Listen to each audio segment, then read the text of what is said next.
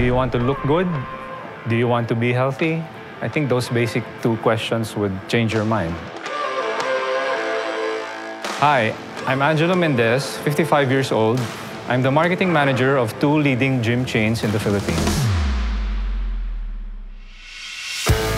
Working out is gonna make you healthier. You'll be a lot less sick because number one, sedentary people have problems with cholesterol, body weight, diabetes. So all of these actually can be addressed by working out in the gym. Fitness is an essential part of living, and it's not just a leisure activity, so it's essential to one's health. When I'm in the gym and you're inspiring others to achieve better fitness levels, it gives you a good feeling that you're impacting the world in a better way. So one of the beauty queens that I've been training, Faith Garcia, she was the one who introduced me to MX3 products. When we work out heavy and then also as you age, anti-inflammatory products and food will really help you a lot because we experience aches and pains as you age. No pain, no gain. MX3 helps me with my workouts and with the recovery from lifting heavy exercises. It also keeps me lean and less injury. MX3 is an essential supplement to your well-being.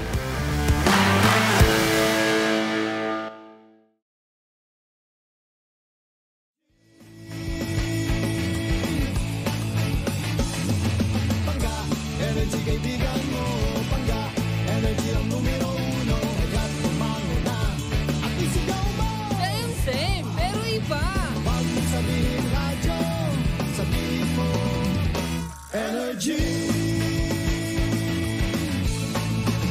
Naka-energy na ba ang lahat? Lagi-lagi. Cheers, miss!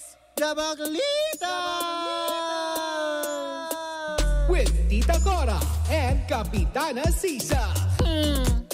Same, pero iba! Kayo patuloy pa rin pong nakatutok at nakikinig sa number 106.7 Energy FM. Kung wag mong sabihin radyo. Sabihin mo! Oh, diba? I'm so bakla. Oh, diba? Yes. Nakakaloka. May nagko-comment doon, nabasa kong gano'n. Alin? Nasuspindi po ba si Kapitana Sisa? Hindi! Nasuspindi kayo kagad. Bakit anong ginawa ko? Hindi, busy lang si Kapitana Sisa Hindi kahapon. naman ako ng belat ng gano'n. Gano'n? Tsaka di ka mag... Nakakaloka. Marami lang talagang kaganapan. Actually, Oo. nung umaga, yun nga, di ba? Tayo ay naghanap buhay. Kailangan Yes. natin kumandirit ng husto. Correct. Para sa ekonomiya yan. At nung gabi, kami dalawa ang magkasama. Nag-date Diba? kami ng kumari ko. Binulabog namin ang BG. Kagabi, hindi ba? Alam mo, Mari, na paghahalataan. Ano? Na hindi tayo taga-BGC kagabi. Yung mga tumawid ng kalsada na tinitignan Oo. kami ng buong sangkabayan na naman. Nakipagpatintero mga bakla sa sasakyan. Yung parang tumatawid lang kami ng Menjola. Yung mga bakla, kanal, Yung mga walang gusto mo. urbanidad. Yung mga di mo, bahala na, tawid-tawid. O bakit ba? O, di ba yung mga ganyan, sanay tumawid sa University Belt. Bakit ba? Kami Oo. yun. Ay, Mari, magpakilala muna tayo. Ay nako, hello pala naman sa ating mga pangganang patuloy pa rin pong nakatutok. Ako po si Kapitana Sisa. At ako naman yung Tita Cora. At ito na ang Baklita sa Woo Woo Woo! O, diba? Yan. Hello pa rin po sa lahat pa rin po ng ating mga pangga na nakatutok dyan sa may Potrero, Malabon. Hello sa mga Oy. taga-Potrero. Hi! Hello po sa inyong lahat dyan. Magandang umaga. Ay, Mari, batiin lang din natin ngayon, ha? Kasi mga taga-Balintawak Public Market. Hi po sa inyo. Umattend tayo ng webinar ng MTRCB. Correct. At patuloy din po ngayon ang Yes. webinar. O, diba? Oo. Alam niyo naman mga lola niyo, deputy. Oo, mga deputy ng MTRCB. Mga nanguhuli na mga gumagawa ng Kalaswaan. milagro sa loob ng sinihan. Hindi ka pupunta ng recto. Oo. Hindi ka pupunta na... Tsaka kami din po yung magsusumbong kaya pag nahuli namin kayo na nagka-camcording. Ay! Oo. Akala ko kung anong camcording. Ay, hindi mo ika-camcording ang mga hindi dapat i-camcording. Ay, maribatiin lang din natin ang Arena Plus. Correct. Hello po. Hi, Sir Chan. Hi, Sir Chan. O, diba? Magandang araw at syempre sa pamunuan ng Arena Plus at ng Bingo Plus. Hello po sa inyong lahat. Yes. At syempre batiin din natin ang mga friends natin from Air Asia. Yes, kapiling natin Hello sila. po. Hi. Magandang umaga po sa inyong lahat. Pero eto na, mukhang may sumbungang naganap. Ang alin? Hindi sila nag-camcording. Bakit? Pero na-record. Ang alin? Hindi nakaligtas kamakailan lamang. Ay muli na naman bumanat si Vice Ganda sa kanilang mga segments na kung saan nga naman hindi niya napigilan ang tungkol sa isyong, alam mo yon, walang pahintulot na paglalabas ng impormasyon. Dahil sa segment nga nila, may interview na naman siyang isang contestant na nagngangalang Aubrey. Diba? Aubrey. Oo. Hindi obrero. Hindi ka na pok-pok, Aubrey. Eto na nga.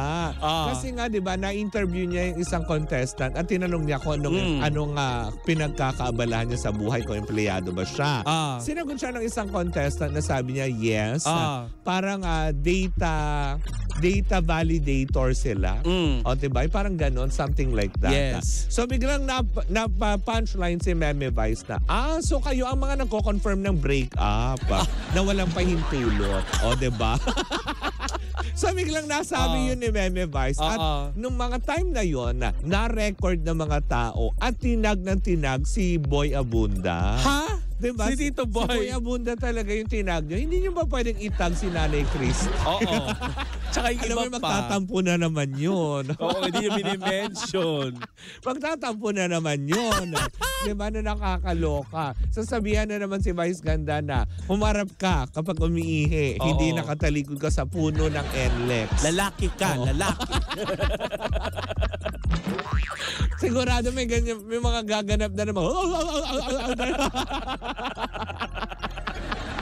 Yun nga. Pinaloloka ng mga tao na bakit si Tito Boy ang tinatag nyo? Ay ang dami naman naglabas ng issue na yun. Pero hinabol ni Vice Ganda daw yung salitang joke lang. Kasi naman, Mare, alam mo naman natin na napakataas naman ng respeto ng lahat kasi kay Tito Boy. Diba? Alam naman natin magkakaibigan yan, hindi ba? Alam din naman natin na meron din silang pinagsamahan ni Mama O, hindi ba? At talagang kasi dati niya naging manager naman yan. At talagang matibay naman yung friendship nila. So isa lang talaga yung hindi niya friend.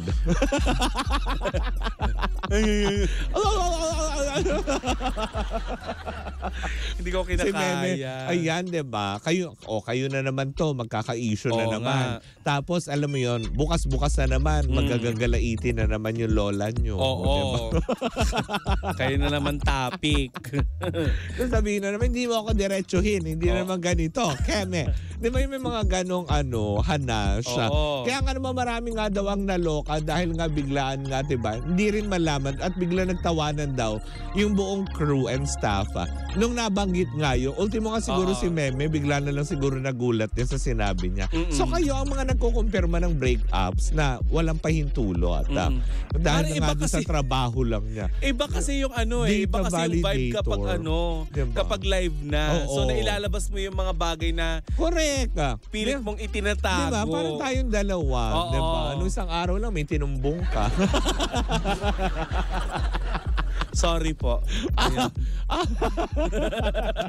Na hindi naman po dapat, diba? May tinumbong. Hindi. Nagtumbong ka lang naman sa mga nangyayari sa iyong paligid. Bakit? Tinumbungan ba ako ni Sir Rafi? Oo, diba? Yung mga ganong aspeto, yung tumbong-tumbong, diba? Bakit nga? Si Coco Martin Pulit. Diba? Yung mga ganon. Peace, Coco. Ayun na nga. Diba? Nakakaloka. Yummy. May, alam mo yun, masisisi ba natin si Tita Cora kung alam mo yun, wala siyang S. At saka eto pa, Mare. Marahil ang nangyari dyan sa sarili kong pakiwari ito. Kasi di ba tayo may mga ginagawa tayo minsan na nag-uusap tayo off-air. Tapos minsan nadadala natin. So maaring off-air, pinag-uusapan nila Meme. Kasi hindi naman lang yung pinag-uusapan nila dahil kaibigan niya si Dom eh. Nangyari yan sa atin pag napapagalitan tayo. Ganun. Sige, pagalitan mo kami. Bungas ka sa programa namin. Charis.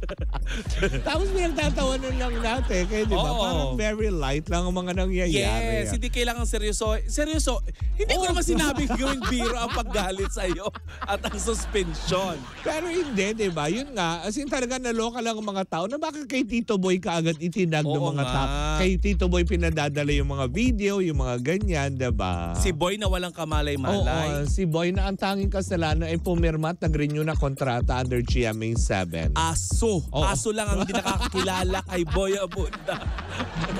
Ang hindi nakakakilala kay Boy Abunda. At saka yung mga sumasakay sa walis.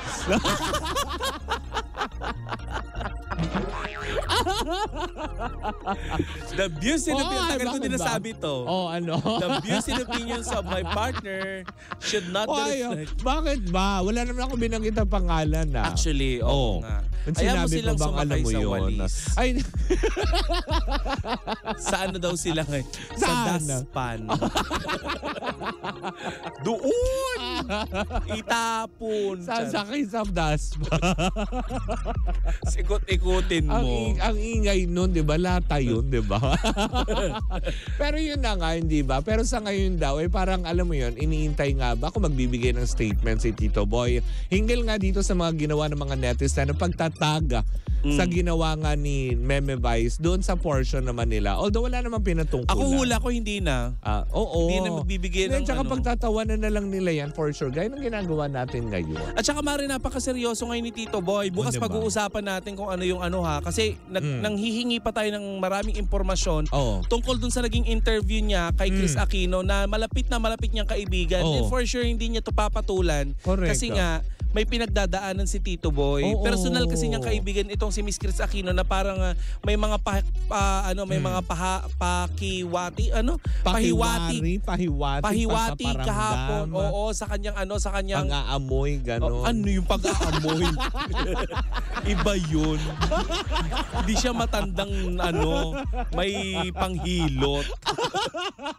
Hindi kasi nagpahiwati nga itong si Miss Chris Aquino, talagang hinang-hina na yung katawan niya.